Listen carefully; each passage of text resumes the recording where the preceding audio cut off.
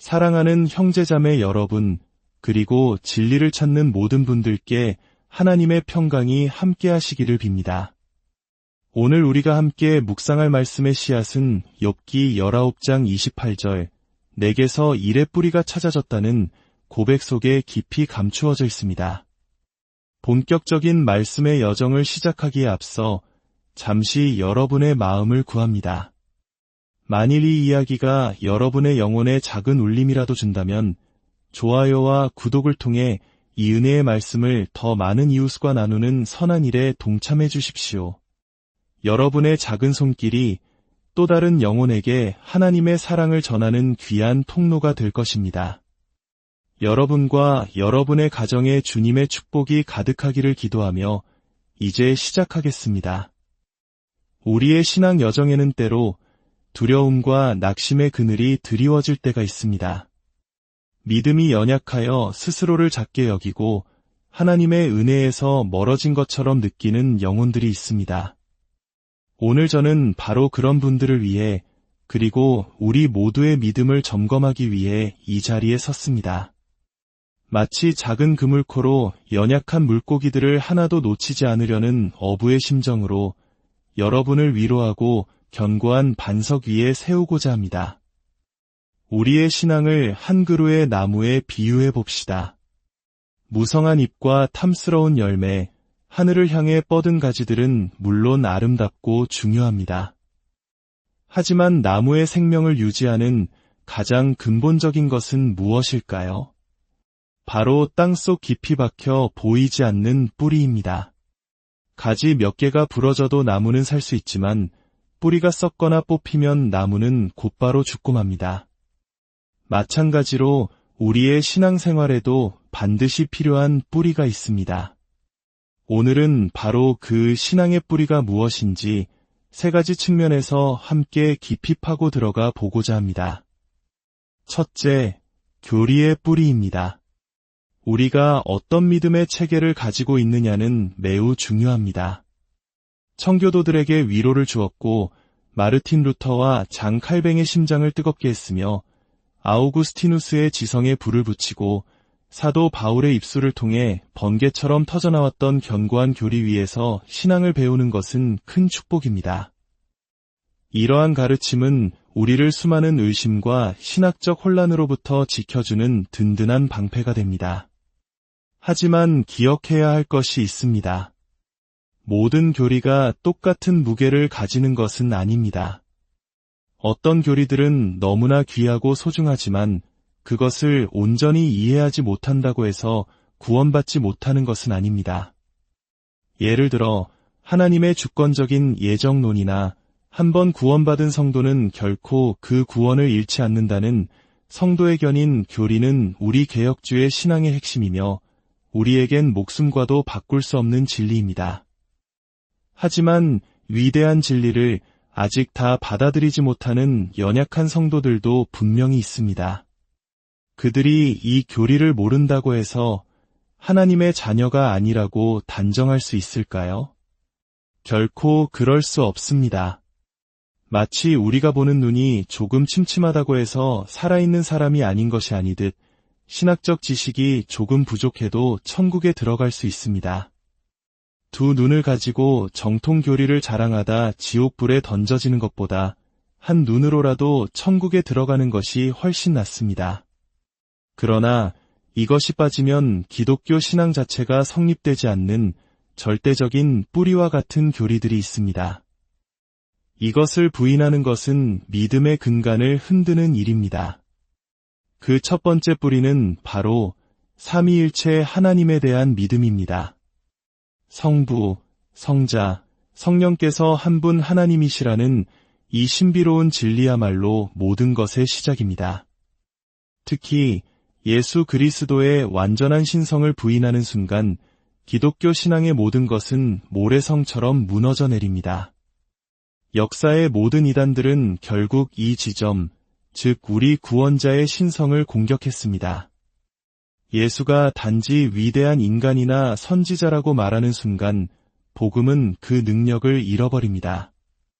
성부, 성자, 성령의 인격적인 신성을 부인한 복음은 마치 꼭대기부터 피라미드를 쌓으려는 것처럼 어리석은 일입니다. 두 번째 뿌리는 우리 주 예수 그리스도의 대속적인 희생에 대한 믿음입니다. 이것은 타협할 수 없는 기독교의 심장입니다. 예수께서 십자가 위에서 나의 죄를 대신 짊어지시고 나를 대신하여 죽으셨다는 이 진리를 빼버린다면 우리에게는 아무것도 남지 않습니다. 죄 사함의 유일한 길이요, 하나님께 나아갈 수 있는 유일한 통로인 예수의 보혈을 포기하는 것은 영원한 생명을 포기하는 것과 같습니다. 오늘날 어떤 이들은 강단에 서서 예수 그리스도의 보혈의 능력을 희석시키고 기독교를 단순한 윤리나 철학의 체계로 격화시키려 합니다. 이는 구원의 반석을 스스로 부수는 것과 같은 끔찍한 일입니다. 우리는 반드시 예수 그리스도의 대속을 굳게 붙들어야 합니다. 세 번째 뿌리는 이신칭의, 즉 오직 믿음으로만 의롭다 함을 받는다는 교리입니다. 마르틴 루터가 외쳤듯이 이것은 교회가 서거나 넘어지는 기준이 되는 조항입니다. 너희는 그 은혜에 의하여 믿음으로 말미암아 구원을 받았으니 이것은 너희에게서 난 것이 아니요 하나님의 선물이라. 행위에서 난 것이 아니니 이는 누구든지 자랑하지 못하게 함이라. 이 진리를 선포하십니까? 그렇다면 당신은 나의 형제여 자매입니다.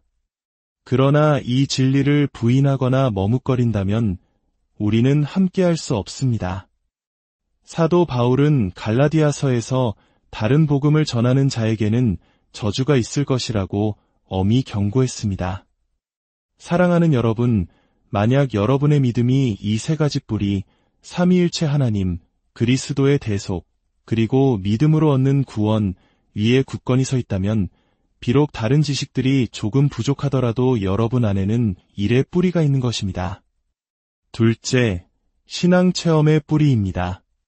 자신의 죄가 얼마나 깊고 끔찍한지를 처절하게 깨닫는 경험은 역설적으로 매우 귀한 것입니다. 자신의 비참함을 깊이 볼수록 구원자의 귀중함을 더 높이 찬양하게 되기 때문입니다. 높은 건물을 지으려면 깊은 기초공사가 필요하듯 하나님께서는 종종 우리의 자기유라는 단단한 땅을 깊이 파내시고 그 자리에 그리스도라는 거대한 반석을 놓으십니다. 시내산의 불길 속에서 율법의 진노를 느끼고 갈보리 언덕의 십자가 아래서 내 죄 때문에 고통당하신 주님을 바라보며 흘리는 회개의 눈물은 우리를 측량할 수 없는 기쁨의 세계로 인도합니다. 하지만 모든 사람이 동일한 깊이의 절망과 고통을 겪어야만 구원받는 것은 아닙니다. 어떤 사람은 급작스러운 회심을 통해 또 어떤 사람은 오랜 시간에 걸쳐 서서히 하나님께로 나아옵니다. 중요한 것은 그 과정의 깊이나 길이가 아니라 자신의 힘으로는 결코 구원받을 수 없음을 인정하고 율법에 대하여 죽는 경험입니다. 그렇다면 체험적인 신앙의 뿌리는 무엇일까요? 그것은 바로 욥의 고백 속에 있습니다. 내가 알기에는 나의 대속자가 살아계시니 그렇습니다. 살아계신 구원자 예수 그리스도께서 나를 구원하실 능력이 있음을 아는 것, 그리고 그 능력을 단순한 믿음의 행위로 나의 것으로 받아들이는 것, 이것이 바로 체험의 뿌리입니다. 사랑하는 친구여, 만약 당신의 영혼이 이렇게 고백할 수 있다면 당신 안에는 신앙의 뿌리가 있는 것입니다. 나의 소망은 오직 예수님의 보혈과 의로움 위에 세워졌네. 세상의 어떤 달콤한 말도 의지하지 않고 오직 예수의 이름에 온전히 기대리라. 그리스도라는 견고한 반석 위에 내가 서리니 그 외의 모든 땅은 무너지는 모래와 같도다. 죄에 대한 회개, 그리고 그리스도를 향한 믿음. 비록 그 회개가 불완전하고 그 믿음이 겨자씨처럼 작을지라도 만약 당신이 죄를 미워하고 그것으로부터 벗어나기를 간절히 원하며 오직 예수 그리스도만이 당신의 유일한 위로요 소망이라면 바로 그것이 당신 안에 있는 일의 뿌리입니다. 셋째, 실천적인 삶의 뿌리입니다. 모든 그리스도인이 열정으로 가득 차 가난한 자를 돕고 무지한 자를 가르치며 고통받는 자를 위로하는 삶을 사는 것은 참으로 바람직한 일입니다. 그러나 이러한 선한 행위들이 신앙의 뿌리 그 자체는 아닙니다. 그것은 뿌리에서 나온 건강한 열매들입니다. 갓 심은 나무에서 바로 열매를 기대하는 사람은 없습니다. 어떤 나무는 땅에 심겨진 후 몇 년이 지나야 비로소 꽃을 피우고 열매를 맺습니다. 실천적인 삶의 뿌리는 바로 이것입니다. 한 가지 아는 것은 내가 맹인으로 있다가 지금 보는 그것이니이다. 이전에 사랑했던 죄악된 것들을 이제는 미워하게 되고 이전에 미워했던 거룩한 것들을 이제는 사랑하게 되는 것. 세상이 아니라 하나님을, 육신이 아니라 그리스도를, 나의 쾌락이 아니라 주님께 대한 순종을, 나의 뜻이 아니라 예수님의 뜻을 따르고자 하는 마음의 근본적인 변화. 이것이 바로 삶의 뿌리입니다. 만약 여러분이 마음 깊은 곳에서 주님, 내 뜻대로 마시고 아버지의 뜻대로 하옵소서 라고 기도하기를 소망한다면 여러분 안에는 실천적인 신앙의 뿌리가 있는 것입니다. 혹독한 핍박 속에서도 믿음을 지키는 연약한 소녀의 용기, 세상의 불이익을 감수하고서라도 그리스도를 따르기로 선택하는 젊은이의 결단 속에서 우리는 이 살아있는 뿌리의 증거를 봅니다. 이 뿌리는 몇 가지 특징을 가집니다. 첫째, 뿌리는 우리를 고정시키는 힘이 있습니다. 거센 폭풍이 불어올 때 뿌리 깊은 참나무는 잠시 흔들릴지언정 결코 뽑히지 않습니다. 마찬가지로 신앙의 뿌리가 깊은 사람은 유혹과 시련의 바람에도 쉽게 넘어지지 않습니다. 하나님께, 그리스도께, 영원한 진리에 단단히 고정되어 있기 때문입니다. 둘째, 뿌리는 생명을 공급하는 힘이 있습니다. 봄이 오면 뿌리로부터 수액이 흘러나와 앙상한 가지에 새싹을 틔우듯 우리 안에 있는 믿음의 뿌리는 우리 영혼의 생명력을 불어넣어 살아 움직이게 합니다. 외부의 조건에 따라 움직이는 장난감이 아니라 내 안에 꺼지지 않는 생명의 샘이 있는 것입니다. 셋째, 뿌리는 양분을 흡수하고 전달하는 힘이 있습니다. 뿌리가 흙 속에서 양분을 찾아내어 나무 전체에 공급하듯 신앙의 뿌리는 하나님의 말씀과 기도, 성도와의 교제와 삶의 모든 순간 속에서 영적인 양분을 빨아들여 우리의 삶을 풍성하게 합니다. 그러므로 사랑하는 형제자매 여러분, 혹시 자신의 모습이 초라하고 믿음이 연약하여 낙심하고 계십니까? 나는 왜 이렇게 성장하지 못할까? 왜 이렇게 거룩하지 못할까? 탄식하고 계십니까? 그러나 스스로에게 물어보십시오. 내 안에 일의 뿌리가 있는가?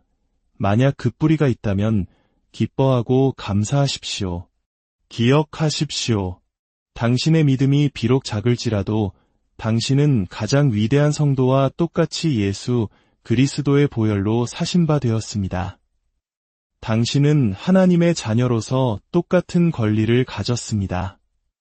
갓난아기 역시 장성한 아들과 똑같은 부모의 자녀이듯 말입니다. 당신은 그리스도의 의로 말미암아 온전히 의롭다 칭함받았습니다. 이는 정도의 차이가 있는 것이 아닙니다. 당신은 언약의 모든 축복을 받을 자격이 있습니다. 당신은 하나님의 마음속에 가장 위대한 성도만큼이나 사랑스러운 존재입니다. 주님은 상한 갈대를 꺾지 않으시며 꺼져가는 심지를 끄지 않으십니다. 오히려 그 연약함을 더욱 불쌍히 여기시고 온유하게 돌보십니다. 그러니 이제 믿음이 강하다고 생각하는 분들께 권면합니다. 연약한 지체들을 부드러움과 사랑으로 대하십시오. 교리의 차이로 논쟁하고 다투지 마십시오. 아직 어린 신자들을 지식의 잣대로 판단하고 정죄하지 마십시오. 하나님께서 받으신 사람을 우리도 마땅히 받아들여야 합니다. 강한 자는 약한 자의 짐을 지고 사랑으로 서로를 세워주어야 합니다. 언젠가 당신이 연약해졌을 때 바로 그 사람이 당신에게 가장 큰 위로를 줄 수도 있음을 기억하십시오. 이제 마지막으로 이 말씀을 듣는 모든 분들께 간절히 묻습니다. 당신 안에는 일의 뿌리가 있습니까? 만약 아직 없다면 당신 앞에는 파멸 외에 아무것도 기다리고 있지 않습니다. 그러나 아직 희망은 있습니다. 성령께서 지금도 당신에게 새 마음을 주실 수 있으며 예수 그리스도께서는 여전히 당신을 구원하실 능력과 의지가 있으십니다. 저기 십자가에 달리신 주님을 보십시오. 그분의 5 상처에서 흐르는 보혈의 강을 보십시오. 죄인이여, 그분을 바라보십시오. 바라보는 자마다 살 것입니다. 지옥 문턱에 있는 최악의 죄인이라 할지라도 생명의 등불이 꺼지기 전에 돌아오면 구원을 얻을 수 있습니다. 보십시오. 그리고 사십시오. 십자가에 달리신 구원자를 바라보는 그 시선 속에 영원한 생명이 있습니다.